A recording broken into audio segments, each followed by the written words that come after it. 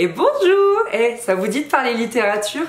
En fait, je vous avais parlé d'un bouquin dans ma vidéo favorite du mois de septembre, et quand je vous en parle sur Snapchat, vous faites souvent des imprimes écran, et même que l'une d'entre vous m'a du coup conseillé de vous faire une vidéo sur mes favoris lectures. Et bien la voici, la voilà. Je vais vous présenter 5 bouquins qui m'ont vraiment marqué. Alors c'est drôle parce que bon, c'est la deuxième fois que je filme cette vidéo, parce que quand je parle littérature je parle beaucoup trop, donc là je vais essayer de la raccourcir. Et du coup, en filmant une première fois cette vidéo, je me suis rendu compte que c'était beaucoup des bouquins que j'avais lus il y a longtemps.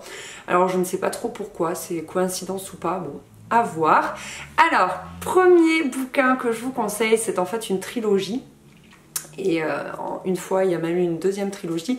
Ce sont les Catherine Pancol. Donc il y a les yeux jaunes des crocodiles. Ensuite il y a la valse lente des tortues. Et enfin les écureuils de Central Park sont tristes le lundi. Ensuite ils ont sorti une deuxième trilogie. Ce sont les Muchachas 1, 2 et 3. Et en fait on suit la vie de Joséphine, qui vient juste de se faire larguer comme une vieille chaussette par son mari. Et c'est quelqu'un qui n'a pas du tout confiance en elle. Elle se cachait littéralement derrière son mari. Et du coup on va un petit peu suivre petit à petit sa reconstruction. Et au fil des pages on va aussi rencontrer d'autres personnages et on va vraiment s'attacher à eux. C'est incroyable comme... Enfin moi ils m'ont manqué les personnages juste après. C'était trop fou. Et du coup 4 ans après, quand j'ai retrouvé cette trilogie à travers les Muchachas, donc on retrouve les mêmes personnages, ça m'a fait du bien quoi. C'est comme si je retrouvais de vieux amis, m'avaient vraiment manqué. Et par exemple je me suis très attachée au personnage d'Hortense, qui est sa fille, qui est quand même un personnage un peu hautain, qui a vraiment confiance en elle, mais qui... comment dire, qui a beaucoup d'ambition, qui se donne les moyens de la réussite, etc. Et voilà, c'était très parlant pour moi. J'ai adoré ces 6 bouquins et je vous les conseille vraiment, peut-être à garder pour les vacances, etc. vu qu'il y en a 6. C'est vraiment génial. Ensuite, je voulais vous conseiller un autre bouquin que je n'ai pas retrouvé dans ma bibliothèque, un petit peu comme ceux dont je viens de vous parler. Je ne sais pas pourquoi, est-ce qu'ils se sont perdus dans le déménagement ou pas. En fait, ma bibliothèque est toute petite parce que j'aime pas trop garder les bouquins, je vois pas trop l'intérêt parce que on les relit rarement. Mais je garde vraiment mes préférés. Et là, impossible de remettre la main dessus. Donc c'est le livre Geisha. Je me souviens plus de l'auteur, je vous mettrai la liste des 5 en barre d'infos. Il existe aussi en film. Le film est très très beau visuellement, mais... Bien évidemment, il n'y a pas tous les éléments qu'on peut retrouver dans le bouquin, donc je vous conseille d'abord de lire le bouquin et ensuite de regarder le film. C'est un bouquin assez costaud, hein, je crois qu'il fait 400-500 pages si je dis pas de bêtises, mais waouh, enfin, c'était extraordinaire. En fait, on suit une petite fille qui est vendue, qui est achetée donc par une maison de geisha, et en fait à la base elle n'est pas prévue, enfin on n'a pas prévu qu'elle soit geisha. Elle sera d'abord servante, elle fera vraiment le ménage, etc. C'est la bonne à tout faire et elle est même maltraitée, donc c'est très dur. Et en fait petit à petit elle va finalement devenir geisha et elle va même être une geisha très très renommée. Et waouh, rien que de vous en parler j'ai les poils. Enfin ce bouquin, une fois que je l'ai eu terminé, j'ai été sous l'impression de ce livre pendant très longtemps. C'est-à-dire que j'avais encore l'impression de vivre au Japon, j'avais encore l'impression d'être à cette époque-là. Enfin c'est très fort comme bouquin vraiment.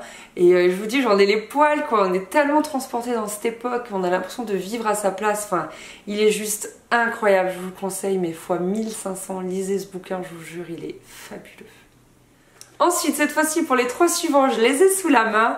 Donc, on a le portrait de Dorian Gray de l'auteur Oscar Wilde.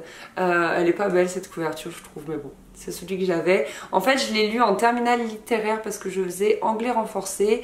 Et donc je l'ai lu d'abord en anglais et ensuite en français pour être sûre de saisir vraiment toutes les facettes du roman, toute la profondeur des textes.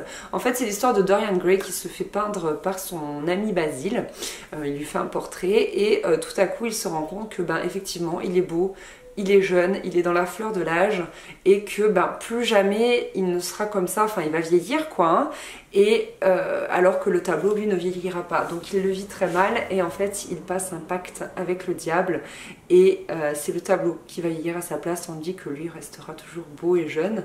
Et bien évidemment ça va le détruire à petit feu, hein, ça va le rendre complètement fou. Et en fait, vu qu'il ne subira aucun dommage au niveau de son physique, il va s'adonner à plein de vices, plein de choses qui vont le faire vieillir prématurément. Et ça va devenir une personne très laide de l'intérieur et ça va se voir donc sur son tableau. Et voilà, il va devenir fou. C'est un petit bijou de la littérature décadente.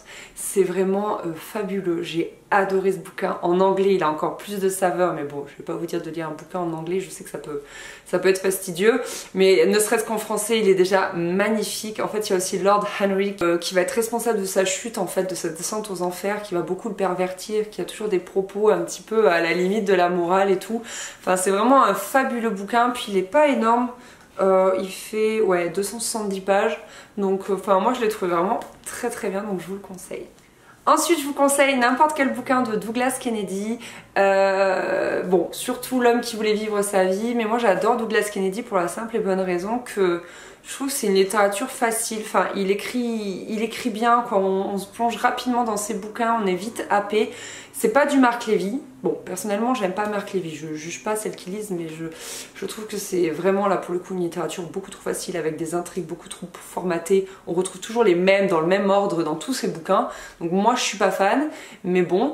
Alors que Douglas Kennedy, ça a ce petit côté facile, mais ça reste des histoires qui nous parlent, des histoires très profondes, qui nous font nous poser des questions, qui...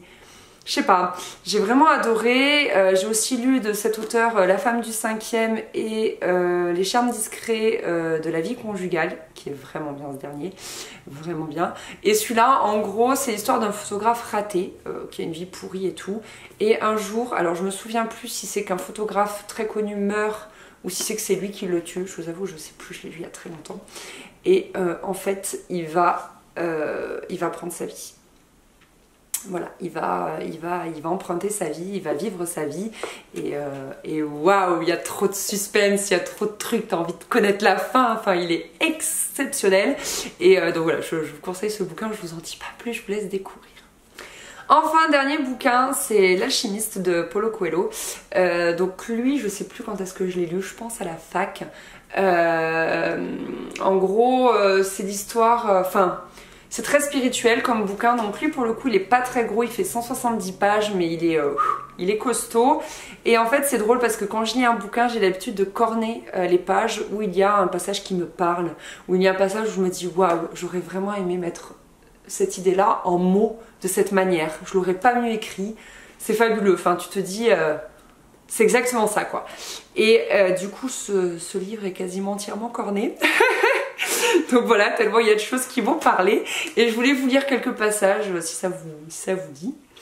Alors, page 31. On arrive toujours à se faire de nouveaux amis sans avoir besoin de rester avec eux jour après jour. Lorsqu'on voit toujours les mêmes personnes, comme c'était le cas au séminaire, on en vient à considérer qu'elles font partie de notre vie. Et alors, puisqu'elles font partie de notre vie, elles finissent par vouloir transformer notre vie. Et si nous ne sommes pas telles qu'elles souhaiteraient nous voir, les voilà mécontentes. Car tout le monde croit savoir exactement comment nous devrions vivre. Cette dernière phrase, elle est assez parlante, quoi. Ensuite, une très belle phrase, page 89. L'univers est fait en une langue que tout le monde peut entendre, mais que l'on a oubliée. Très beau. Très très beau. Et il y en a une dernière qui est vraiment... Page 111. Je ne sais pourquoi ces choses doivent absolument se transmettre de bouche à oreille, songeait-il. Ce n'était pas exactement parce qu'il s'agissait de véritables secrets. Dieu révélait libéralement ses secrets à toutes les créatures. Il ne voyait à cela qu'une explication. Ces choses devaient se transmettre de cette manière parce qu'elles étaient sans doute faites de vie pure. Et ce type de vie est bien difficile à capter sous forme de peinture ou par les paroles. Car les gens cèdent à la fascination des tableaux et des mots, et pour finir, ils oublient le langage du monde. On pourrait un petit peu dire... Aujourd'hui, on pourrait transformer un petit peu cette phrase, c'est les gens cèdent à la fascination des écrans et pour finir, ils oublient le langage du monde. Enfin, waouh, c'est très beau comme phrase, ça me parle beaucoup. Et bien écoutez, voilà, cette vidéo est finie. Je sais plus si je vous le dis au début, mais en fait, j'ai fait une licence de lettres modernes et du coup, c'est vrai que c'est juste jubilant pour moi, jubilatoire pour moi de vous parler de bouquins. J'ai l'impression de renouer avec ma licence de lettres modernes. Ça a été d'un point de vue d'études, mes 3 années mes préférées. Je me suis tellement régalée, épanouie, j'ai appris tellement de choses. Enfin, ça a été merveilleux. Et du coup, vous parlez de bouquins, c'est je suis toute excitée quoi. Là, je suis partie pour la journée. Donc j'espère vraiment que ce genre de vidéo vous plaît. N'hésitez pas à me dire si vous aimeriez voir une deuxième édition, parce que pendant que je vous parle, il me se passe plein de choses dans ma tête. Et je me dis, oh mon dieu, il faut que je la parle de ce bouquin, de ce bouquin, de ce bouquin. Du coup, je pourrais très vite faire une deuxième édition avec de nouveau 5 bouquins à lire absolument. Et autre chose, j'aimerais aussi savoir en commentaire quels sont les bouquins que vous me conseillez, parce que je suis toujours à la recherche du bouquin qui va me happer un peu comme Harry Potter. Donc voilà. Bref, je me calme. J'espère que cette vidéo vous a plu et je vous dis à très vite. Bye.